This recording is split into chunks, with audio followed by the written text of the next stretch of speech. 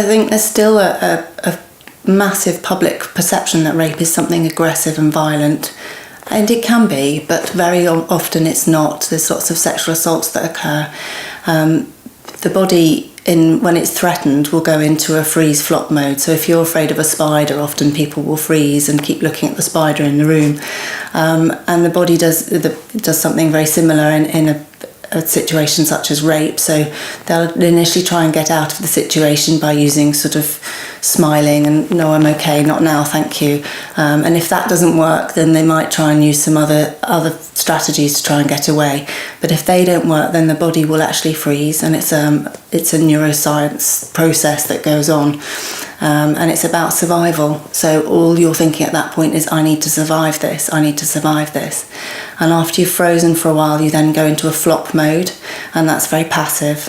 And because people are then very passive, they don't fight, they don't kick, they don't scream, they don't tend to get the injuries that people assume you would get in a rape or in a sexual assault.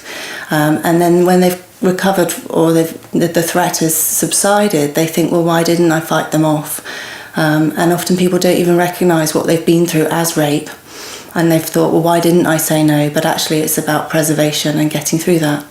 And unfortunately, once someone has done that once, the body then says, or the brain says, well, we've survived that, therefore you will automatically respond the same time again. And we do know that people who've been raped once are unfortunately more likely to be raped again.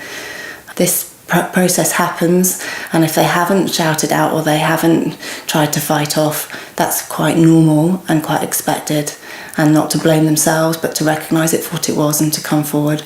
And also I think we've got to break down that myth in the legal system as well. I've come across other doctors, people in the legal system that still have this conception that rape must be violent. It's not always violent, and therefore we don't necessarily see injuries. And then that seems to cast more of a focus on the consent issue rather than looking at the evidence. So it is challenging, and I think legally it's very hard when it comes down just to consent in a courtroom.